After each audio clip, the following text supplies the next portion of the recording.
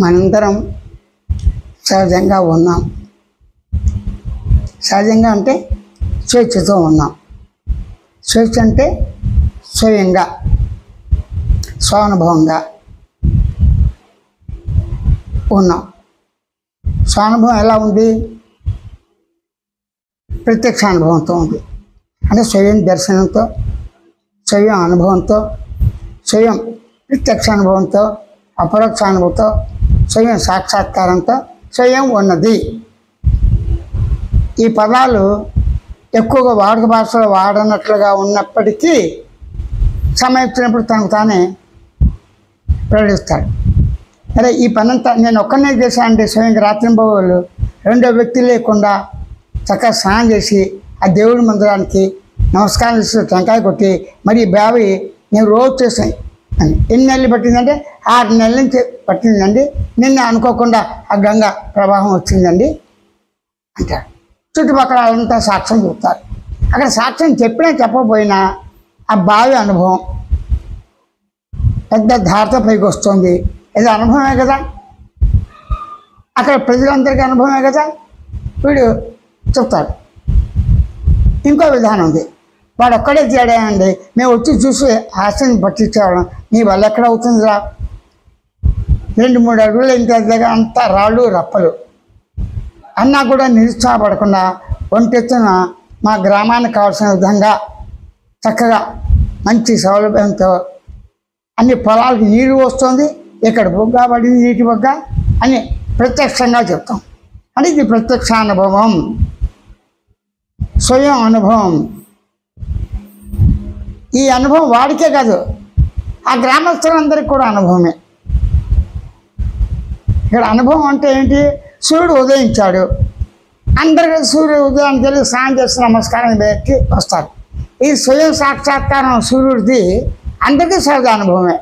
ఆకాశం సహజ అనుభవం, అణువులు సహజ అనుభవం, రూపనామాలు సహజ అనుభవం, దేహం సహజ అనుభవం, ప్రకృతి సహజ అనుభవం, ఈ ప్రపంచం, ఈ జగత్తు, ఈ పృథివీ, నింగి, నేల సహజ అనుభవం. ఇవన్నీ నిత్యం అనుభవంలో ఉన్నవే. ఈ నిత్య అనుభవంలో ఉన్న వాటికి ఏ ప్రయత్నమూ అక్కర్లేదు. ప్రత్యేకించి ఏ ప్రయత్నం చేత కానీ, కృషి చేత కానీ కొత్తగా ఈ అనుభవాలు ఉండవు. ఉన్న అనుభవాన్నే గుర్తించి గమనించి తెలుసుకునే స్వానుభవంతో ఉన్నాను అన్నాడు. చూడు, నేను ఉన్నాను. నేను శబ్దానుభవం, నేనుకి సహజమే. శబ్దానుభవంతో ఉన్నది ఉనికి సత్పదార్థం. శబ్దానుభవంతో ఉన్నది ఉనికి, అంటే ఉనికితో శబ్దం ఉన్నది. ఉనికి తాను గుర్తించదు, గమనించదు, తెలుసుకోదు. సత్పదార్థం. సత్పదార్థం ఎలా ఉంది? చరాచర ప్రకృతి అంతా కూడా చలనంతో, చలనం లేకుండా అస్థిరంగా ఉన్నది అని తను అనుకోదు కదా, ఉనికి అనుకోదు.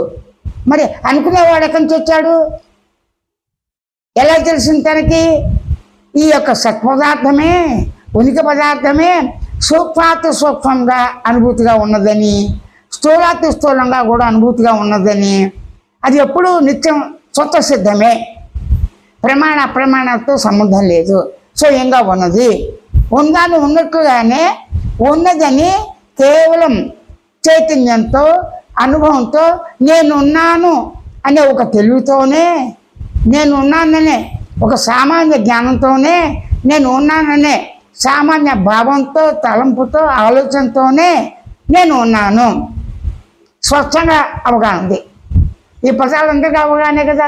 నిత్యకూర్చాలో నేను ఎత్తిన తెల్లవారుజామున నాకు నేనే స్వయంగా తెచ్చాను. అలారంత పని లేదు.